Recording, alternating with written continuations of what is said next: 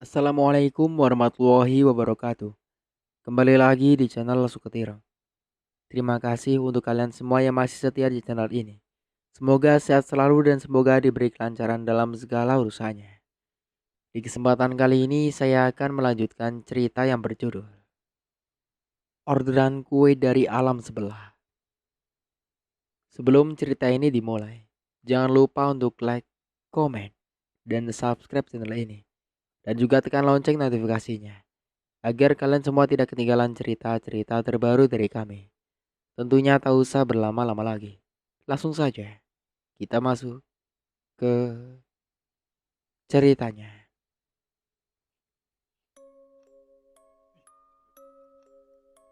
Kubuka mataku dengan lebar secara perlahan. Ternyata 3 orang anak kecil yang tadi menduduki perutku. Sebisa mungkin aku mendorong mereka. Tapi mereka sama sekali tidak mau turun dari atas perutku yang sedikit membuncit itu. Sama sekali aku tidak mau bergerak.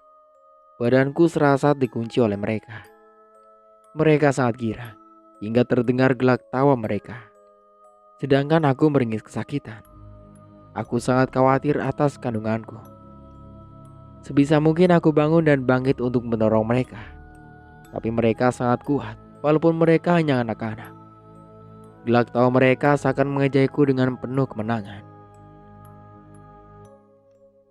Makanya jangan macam-macam terhadap kami, ucap salah seorang anak itu. Kita ambil aja nih bayinya, kita jadikan adik kita, sahut yang satunya. Jangan, jangan ambil bayi dalam kandunganku. Lirihku tidak berdaya. Kami ingin punya adik, gelakarnya sambil tertawa puas. Perutku sangat berat diduduki mereka. Aku rasa aku tidak mampu bernapas lagi. Semakin aku merintih dan memohon, semakin mereka tertawa bersamaan. Badanku sungguh tidak bisa digerakkan. Persendianku seakan ikut terkunci. Sesekali aku memberontak dan mendorong mereka sambil berteriak. Tapi rasanya tenggorokanku tercekat hingga aku tak mampu berteriak. Aku rasa tubuhku sudah lemah lunglai. Aku tidak bisa bergerak lagi. Tapi kurasakan ada yang menggoyang-goyangkan badanku. Dek, sadar dek, ucap suamiku. Dek, bangun, lirih suamiku. Astagfirullah, gumamku sambil menatap wajah suamiku. Alhamdulillah, ternyata hanya mimpi, batinku. Saat ku bangun kurasakan keringat mengucur deras. Napasku memburu. Jantungku berdegup kencang. Kutatap sekitar, ternyata kami masih berada dalam hutan. Bawa istighfar dek, ucap suamiku. Ini, bawa minum dulu, sambungnya sambil menyodorkan botol minum. Segera aku teguk air putih itu. Rasanya aku benar-benar hampir mati. Alhamdulillah Allah menyelamatkanku. Segera aku pegang perutku yang dari dalam mimpi tadi diduduki anak kecil yang bertiga tadi. Bang, bayi kita, ucapku. Kenapa dek? Tanyanya. Sedikit kules-ules perutku. Kurasakan masih ada gerakan yang merespon dari dalam. Aku membuang napas berat. Bang, sebaiknya kita jalan lagi aja. Pintaku penuh ketakutan. Karena kulihat sekitar masih hutan yang rimbun. Aku sangat takut kembali dipertemukan dengan anak kecil yang 3 orang tadi. Suamiku menjalankan mobilnya dengan perlahan. Sesekali suamiku menanyakan tentang keadaanku. Dek, kenapa tadi teriak-teriak? Tanya suamiku. Abang sangat khawatir, apalagi ini di tengah hutan. Sambung suamiku. Aku hanya mampu menggelengkan kepala. Aku rasa mulutku masih tidak bisa berbicara. Aku sangat syok dan takut. Seluruh tubuhku gemetar. Suamiku melepaskan jaketnya kepada aku, yang aku hanya memakai baju gamis serta jilbab pendek. "Ini pakai, Dek. Sepertinya kamu demam," ujar suamiku. Tidak ada respon dariku. Aku hanya mengangguk dan segera kupakai jaket suamiku. "Bang, aku mau pulang," ucapku sambil menangis sesenggukan. "Iya, ini sebentar lagi. Jangan nangis, Dek. Aku takut dan bertambah khawatir nanti kalau melihat kamu menangis," ucap suamiku. Sesekali hembusan angin kencang. Dedaunan sekitar seakan menari-nari dan melambai-lambai ke arah kami. Di tengah hembusan angin, aku masih menangis dan sesenggukan, bersamaan dengan isak tangisku. Tiba-tiba terdengar isak tangis lain yang sama denganku. Aku langsung diam. Kutatap suamiku juga menatapku balik. Terdengar isaknya yang sangat memilukan. Tanganku berpegangan erat bersama suamiku. Mobil terus melaju pelan. Isak tangisnya masih terdengar walaupun sudah samar, karena mobil kami terus berjalan membelah kegelapan malam yang mencekam. Kembali kami dihadapkan dengan persimpangan yang ketiga kalinya. Kali ini persimpangannya hanya berupa jalan simpang 4 pada umumnya. Semoga habis ini kami sudah sampai di perkotaan, harapku. Suamiku terus berjalan lurus. Aku tidak berani lagi untuk tidur. Saat ini mulutku selalu merapalkan ayat kursi tidak hentinya. "Bang, aku minta maaf ya," ucapku membuyarkan suamiku yang sedang fokus ke jalanan. "Iya, abang maafkan. Abang ridho dengan adek," jawab suamiku sembari mencium tangan sebelah kananku. Dari jauh ku melihat cahaya lampu yang terang benderang. Tapi yang kulihat kali ini bukan cahaya kuning, melainkan cahaya putih dari kejauhan. Kuharap semoga ini bukan tipu daya setan. Aku sudah bersangatan lelah. Bunyi perutku seakan meronta, minta diisi. Suamiku sepertinya tersenyum karena melihat cahaya di depan. Semoga ini adalah jalan yang benar untuk kami menuju rumah. Karena sejak tadi tidak hentinya aku dibuat ketakutan berlebihan, serta sudah banyak cobaan yang datang. Badanku sudah sangat lemas. Rasanya aku tak mampu lagi mengangkat sebelah tanganku. Penglihatanku seakan kabur dan menjadi berbahaya. Suamiku menitikkan air peluhnya. Dari tadi ku perhatikan memang seperti dia sangat senang. Jalan yang kami lalui juga tidak seseram sebelumnya. Apa ini sudah masuk pagi? Matahari seakan berwarna merah kekuning-kuningan. Walaupun ini sudah masuk pagi, tapi jangkrik-jangkrik masih terdengar jelas. Burung-burung berterbangan di langit yang berwarna merah. "Dek, bangun," ucap suamiku. "Dek, coba lihat, kita sudah sampai mana?" sambung suamiku. "Dek, bangun, Dek. Dek, jawab," ucap sepertinya sangat khawatir. Aku tidak mampu lagi merespon ucapan suamiku. Mengeluarkan suara saja rasanya sudah tidak sanggup lagi. Aku benar-benar capek bersangatan, hingga pandanganku kabur. Dan yang kulihat sudah menjadi gelap. Samar ku dengar suamiku menyebut-nyebut namaku, seraya terus menggoyangkan badanku. "Dek, kuat, Dek," bisik suamiku sembari terus melajukan mobil. "Bangun, Dek. Coba kamu lihat. Sebentar lagi kita akan bertemu ibu. Bertahan sedikit lagi, Dek.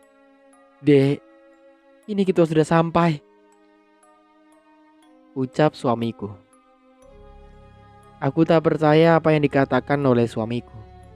Bisa saja itu hanya halusinasi atau tipu daya lagi seperti yang sudah-sudah aku lihat sebelumnya. Aku mendongakkan kepalaku dan melihatnya langsung. Memang seperti di depan kami seperti lebih terang dan tidak terlalu seram seperti hutan yang rimbun. Mataku berbinar, kulihat keluar memang lebih terang dengan langit yang berwarna kuning kemerah-merahan. Pepohonan juga tidak menutupi langit lagi. Di sini tidak terlalu seram seperti hutan sebelumnya yang ada pohon-pohon tinggi dengan dahan yang saling bersahutan membentuk terowongan menutupi langit. Bang, ini mau masuk pagi ya? Tanyaku. Abang juga gak tahu deh, jawab suamiku. Entahlah, ini mau masuk pagi atau masuk petang. Tiba-tiba mobil kami berhenti secara mendadak.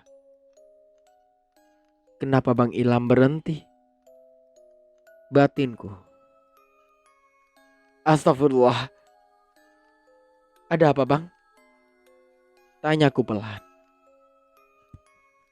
Bang Ilham tidak menjawab pertanyaanku. Entah apa yang terjadi, tapi dilihat dari raut wajahnya seperti sangat khawatir. Ada apa? Tanyaku lagi. Ade, tunggu sebentar di mobil ya, pinta suamiku.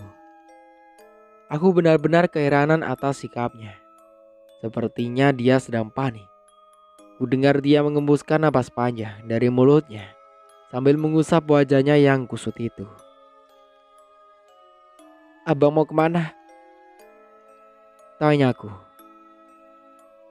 Tunggu saja sebentar dek, pinta suamiku. Walaupun langit menunjukkan terangnya, tapi di sini aku masih di sekitaran hutan. Ada banyak burung-burung dan kelelawar yang berterbangan. Aku ditinggalkan suamiku di mobil sendirian. Sepertinya suamiku mengecek ban mobil. Apa ban mobil kami kempes? Batinku. Banyak kempes ya bang? Tanyaku memastikan. Tidak dek, jawabnya dari luar. Sangat sial sekali dari tadi. Tidak hentinya cobaan selalu menghampiri kami. Entahlah ini nikmat atau ujian. Bang Ilham kembali masuk ke dalam mobil. Ia menatapku sangat dalam. Tenang ya dek, kita ini udah keluar dari hutan kok, ucap suamiku. Walaupun kami sudah keluar dari hutan yang menyeramkan itu, tapi tetap saja kami masih berada dalam hutan saat ini. Mogok ya bang? Tanya aku. Bukan dek, jawabnya. Terus kenapa tiba-tiba berhenti di sini? Tanya aku. Walaupun kita sudah keluar dari hutan, tapi kita harus tetap keluar dari sini bang. Ayo jalan lagi, sambungku. Suamiku diam tidak menyaut sedikit pun. Matanya memerah sepertinya dia menangis. Kita kehabisan bensin deh, ucap suamiku pelan. Aku yang mendengarnya menanggukkan mulut. Sungguh ini sangat mengejutkanku. Kami kembali dihinggapi kepanikan karena kehabisan bensin di tempat asing. Bang, gimana? Tanyaku. Kita jalan kaki aja yuk, saran suamiku. Aku takut bang, lirikku. Gak apa-apa, yuk. Itu langit sudah terang, jawab suamiku sambil menunjuk ke atas langit. Aku turun dari mobil dengan badan yang sangat lemas. Aku rasa kakiku tak sanggup berjalan lagi. Persendianku tidak kuat. Langsung aku kembali duduk. Karena baru saja aku bawa berdiri tiba-tiba aku merasa mau pingsan. Bang, aku tak sanggup jalan, lirikku. Ya sudah, abang mau jalan sebentar ya. Mau lihat-lihat sekitar sini, pinta suamiku. Kamu masuk mobil aja lagi. Tunggu abang sebentar, suruh suamiku. Jangan kemana-mana sebelum abang kembali datang ya dek, pinta suamiku. Iya, jawabku singkat sambil melepaskan jari jemari tangan suamiku itu. Ada rasa sesak ketika tanganku melepaskan tangannya. Semoga baik-baik aja, doaku dalam hati. Lalu aku kembali masuk ke dalam mobil, sedangkan suamiku berjalan lurus ke depan. Jujur saja, aku sangat takut ditinggalkan seorang diri di mobil, di tempat asing yang di sekelilingnya masih hutan yang lebat. Kuusir rasa takutku, karena kalau kupaksakan ikut berjalan bersama suamiku, aku sudah tidak sanggup. Bisa-bisa mengakibatkan aku jatuh pingsan, dan itu akan menambah suamiku panik. Aku duduk bersandar sendirian di mobil. Semua kaca ditutup rapat dan dikunci. Sejenak aku menunggu kedatangan suamiku. Sebisa mungkin aku menjamkan mata untuk kubawa tidur saja, karena aku tak ingin melihat pandangan sekitar yang sangat hijau ini. Saat aku mulai terhanyut dalam mimpi yang indah, tiba-tiba samar kulihat ada seseorang yang menjenguk dan memerhatikanku di kaca sampingku. Dia seperti anak kecil laki-laki berusia 7 tahunan yang tidak asing bagiku. Seakan pernah melihatnya. Bocah laki-laki itu dengan bentuk wajah yang tirus, bibir yang membiru, kulitnya yang pucat pasi serta memiliki bola mata yang hitam semua. Aku ingat, dia anak kecil yang terus mengganggu kami sejak tadi. Hingga dia juga yang pernah menduduki perutku. Tapi yang kulihat dia hanya seorang diri, bukan bersama dua saudaranya.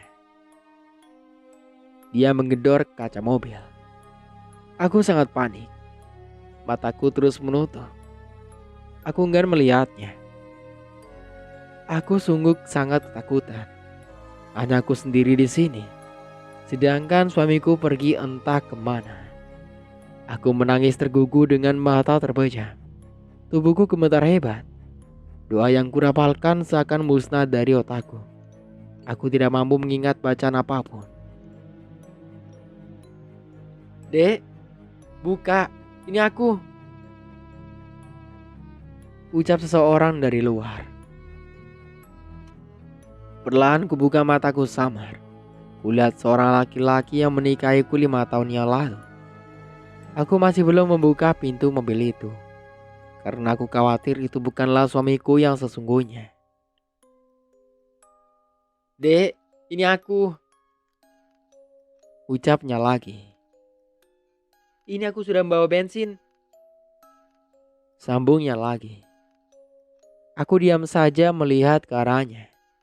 Setelah itu aku baru percaya kalau itu adalah Bang Ilham. Langsung kubuka pintu mobil dan berpelukan erat bersamanya.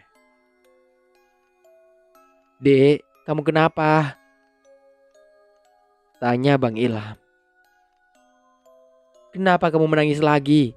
Abang kan hanya sebentar, sambungnya. Alhamdulillah abang menemukan dusun di sana tadi dan sudah mendapatkan bensin, dek, ucapnya. Abang keluar lagi ya untuk ngisi ini, sambungnya. Aku diam dan melepaskan pelukan Bang Ilham. Apa yang tadi kulihat hanya mimpi saja. Aku hanya menganggap tadi itu hanya mimpi. Mungkin aku ketakutan berlebihan dengan anak kecil yang suka jahil kepada kami.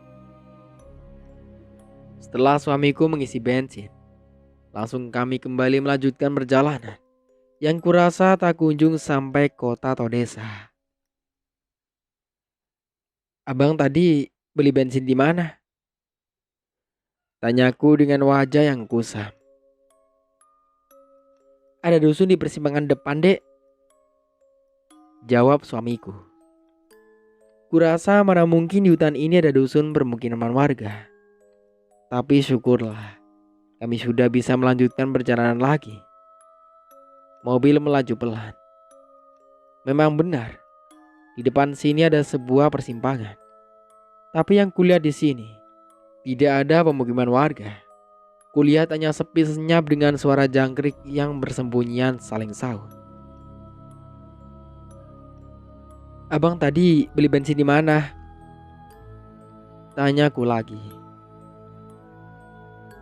Itu dusunya dek, belok kanan tadi. Jawab suamiku. Lalu tiba-tiba suamiku memberhentikan mobil dan kembali turun bawa jerigen kosong serta menaruhnya di bawah pohon. Aneh, kenapa tidak diantarkan langsung ke pemiliknya tinggal sebentar belok kanan? Kenapa ditaruh di sana bang jerigennya? Tanyaku. Kata pemiliknya, taruh di bawah pohon ini aja. Nanti beliau juga akan melewati sini karena bakalan pergi ke kota seperti kita. Jelas suamiku. Beli berapa liter tadi bang? Tanyaku. 5 liter dek. Jawabnya. Emang cukup bang? Katanya sih tidak jauh lagi kita akan sampai kota dek. Jadi 5 liter insya Allah cukup kok. Jawab suamiku. Dari cerita yang kudengar dari Bang Ilham, penjual bensin tadi sangat senang karena suamiku membeli dalam jumlah yang banyak. Entah dari mana dusun yang disebut oleh Bang Ilham, tapi aku hanya menanggapinya dengan anggukan. Aku rasa aku juga tidak ingin tahu. Dan suamiku juga enggan untuk menceritakannya secara detail.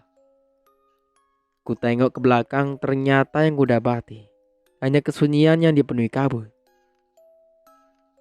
Bang, itu apa? Tanyaku sambil menunjuk ke arah depan. Para monyet dek. Jawab suamiku. Masa kamu gak tahu? Sambung suamiku sembari tertawa seperti tawa yang dipasangkan agar menghibur aku. Sebenarnya bukan monyet itu yang kutunjuk. Tapi aku ada melihat seorang yang melintas dan berlari cepat ke arah semak-semak dan menaiki pohon kelapa cepat kilat. Yang kulihat seperti manusia yang berlari dengan cepat. Tapi setelah ku amati, itu bukanlah manusia. Mana ada manusia berlari seperti melayang. Syukurlah suamiku tidak melihatnya. Sebisa mungkin kami masing-masing menutupi apa yang kami lihat secara tidak sengaja. Kadang juga selalu berusaha untuk tutup mata, pura-pura tidak melihat. Mungkin suamiku juga melihatnya, tapi dia memilih diam. Karena kalau bertanya atau apa dikhawatirkan aku takut. Sebenarnya aku ini orang yang bawel, cerewet, dan banyak tanya. Tapi aku sangat trauma dengan pertanyaan yang aku tuturkan waktu itu. Tentang aku yang menanyakan tentang bunyi handphone yang berdering dengan keras. Secara tidak sengaja ada yang menjawab pertanyaanku. Lagi-lagi aku merinding mengingat kejadian tentang handphone yang berdering. Ketemu pocong di jembatan. Melihat anak kecil. Alhamdulillah kami sekarang sudah keluar dari hutan. Tapi kami masih berada di tempat yang asing. Yang sunyi tanpa ada seorang pun. Ada banyak monyet yang berlarian di jalan. Kulihat beberapa monyet menggendong anaknya di badan. Monyet yang kami lihat ini bukan monyet raksasa waktu itu, tapi monyet yang pada umumnya. Mobil melaju pelan melintasi puluhan monyet-monyet yang saling berteriak saut-sautan. Sambil menaiki pohon-pohon dan bergelantung meloncat-loncat dari dahan ke dahan. Suara monyet bersaut-sautan sangat nyaring, karena ada banyak sekali. Setelah itu kami langsung keluar dari hutan dan berada di hamparan yang sangat luas dan terang, lebih tepatnya adalah berupa pematang sawah yang ditumbuhi oleh rumputan. Suamiku tersenyum ke arahku. Dia sangat bersemangat untuk keluar dari hutan rimba ini. Suamiku berulang kali mengelus pucuk kepalaku. Sebentar lagi ya dek, ucapnya terus menyemangati. Sedangkan aku tidak mau berharap lagi. karena ujung-ujungnya pasti selalu kena jahit. "Bang, aku haus," ucapku. Segera suamiku menghentikan mobilnya dan beristirahat sejenak di tempat yang sudah mulai terang. Entahlah, apa ini mulai terang menuju pagi atau mungkin mau masuk malam. Aku benar-benar kepikiran dengan suasana kerusakan saat ini. "Ini dek minum," ucapnya sambil menyodorkan botol minum. "Dek, ini sepertinya kita sudah keluar," ucap suamiku sambil merentangkan tangannya yang tidak hentinya selalu menyetir. "Kita lanjut sedikit lagi ya dek," ucap suamiku. Aku hanya membalasnya dengan anggukan kepala. Mobil kami terus melaju pelan, jalannya masih berbatu sedikit. Dari wajah suamiku terlihat wajah sumringah. Tidak seperti sebelumnya dengan wajah tegang dan panik. "Astagfirullah," ucap Bang Ilham. Aku menatap suamiku. Ada apa yang terjadi? Tiba-tiba suamiku menghentikan mobilnya kembali secara mendadak. Saat kulihat ke depan, terlihat kembali ada yang menghalangi perjalanan pulang kami. Kulihat sejenak. Apa itu batang pohon? "Itu pohon tumbang ya bang?" tanyaku. "Bukan, itu ular dek," jawab suamiku. Sangat geli aku melihatnya. Ularnya sangat besar dan panjang. Badannya terlihat licin dengan berwarna hitam mengkilap, dengan corak garis-garis berwarna kuning. Baru pertama aku kembali ditambahkan ular sebesar ini. Kurasa anak kecil bisa saja dia lahap langsung. Panjangnya juga sangat panjang, hingga menghalangi jalan kami. Padahal jalannya menurutku lumayan besar, tapi ular ini mampu menutupnya. Apa ini ular yang disebut anaconda? Karena menurutku ular paling besar hanya anaconda yang sering kulihat di TV yang mampu menelan manusia. Aku memandang suamiku. Kulihat dia seperti biasa saja. Tidak seperti aku yang takut dan geli. Aku berpikir kalau ular ini mampu menghantam mobil mini kami. Sepertinya ular itu habis memangsa sesuatu. Karena dilihat dari perutnya, seperti membesar hingga membuat susah untuk menyeberang jalan. Aku melihat ular besar itu tidak hentinya bergidik ngeri. Lumayan lama kami menunggu ular itu. Perkiraanku ular itu dari hutan rimba sekitar sini. Setelah ular itu menyeberang jalan, kami lanjut menuju pulang ke rumah kami. Sempat kulihat ular besar itu tidak kelihatan lagi.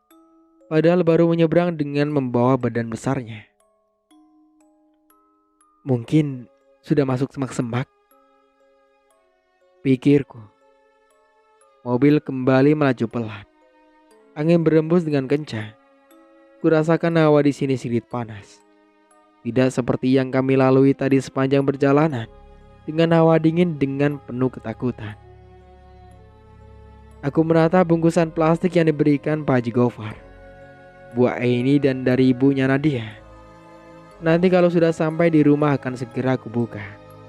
Karena dari tadi sangat membuat aku penasaran. Sedangkan suamiku terus-menerus melarang aku untuk membukanya. Kini kami telah benar-benar di luar hutan lebat itu. Terlihat hamparan luas matang sawah yang membuat mataku berbinar dan kembali menitikkan air mata. "Dek, coba lihat," ucap suamiku. Aku tersenyum menatapnya dengan air mata yang berderai. "Jangan nangis," ucap suamiku. Kali ini aku bukan menangis ketakutan, tapi aku menangis bahagia karena sudah keluar dari hutan itu. "Bang, bisa berhenti sebentar?" pintaku. Segera suamiku menyetujuinya dan memberhentikan mobil di tengah-tengah hamparan luas pematang ini. Jalanan di sini masih sunyi dan memang hanya ada kami saja. Aku keluar dari mobil. dan membawa botol air minum dengan diikuti Bang Ilham. Aku meneguk air putih yang tersisa hanya sedikit itu.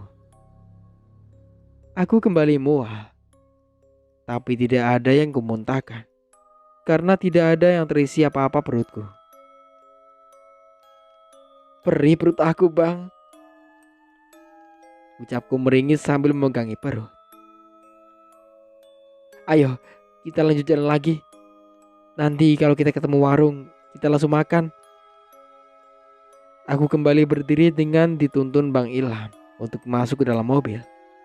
Setelah itu kami langsung berangkat. Suamiku benar-benar terus menyemangatiku, walau dia juga tertekan dan penuh ketakutan. Untuk sementara aku cukupkan dulu ceritanya sampai di sini. Sampai jumpa kembali di part berikutnya. Saya Mang Dayun pamit undur diri. Kurang lebihnya mohon maaf. Wassalamualaikum warahmatullahi wabarakatuh.